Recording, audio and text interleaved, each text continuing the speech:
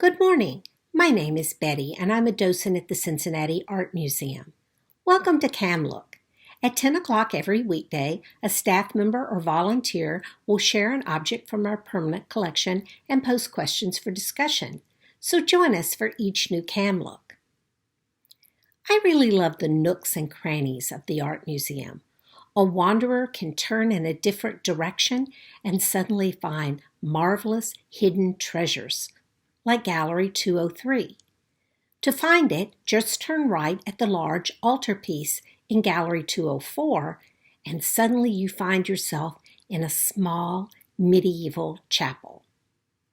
My colleague Susan recently discussed the effigy of a knight that is lying there, but today I want to talk about the beautiful frescoes of the San Baudelio Chapel.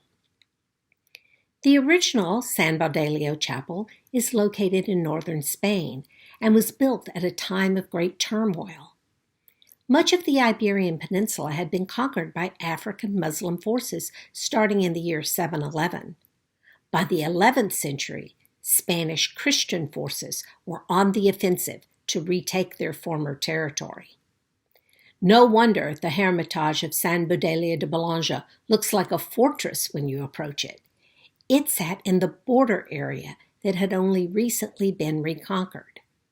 That may also explain why the church was dedicated to St. Baudelus, an ancient monk killed for preaching to non-believers. When you walk inside, however, you are transfixed by large frescoes covering every part of the interior, added in about 1125 CE. The arched doorways recall Moorish architecture. The frescoes represent two different cultures, and experts think they were created by two different artists. Together, they represent some of the most important Romanesque paintings produced in Spain. Some of the work is Islamic in nature. For example, two large greyhounds, an ibis, and a falconer riding a large horse with a falcon on his arm, a popular sport in the Islamic world. Perhaps these were done by the older artist, more influenced by Muslim rule. The chapel also contains many Christian elements, perhaps done by the younger artist. You can see a descending dove representing the Holy Spirit above the altar.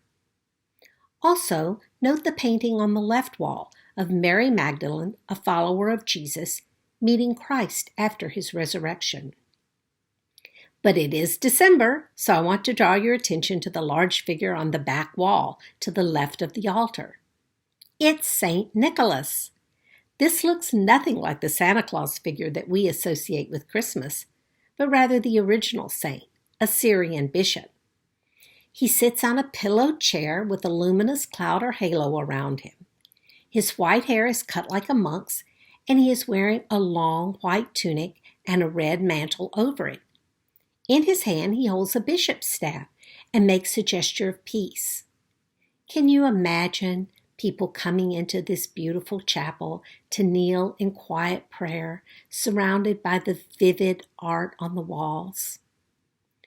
In 1926, the private landowner decided to remove the frescoes from the San Baudelio Chapel and sell them to an art dealer. From there, they made their way to a variety of museums, including the Prado in Madrid, the Metropolitan Museum of Art in New York, and even Indianapolis. I'm so glad we were able to have a few here at CAM. So as you think about the San Baudelio Chapel, I want to ask you a few questions. Which painting intrigued you the most?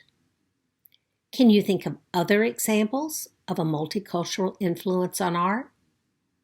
And what do you think of that different look for St. Nicholas? Share your thoughts in the chat below.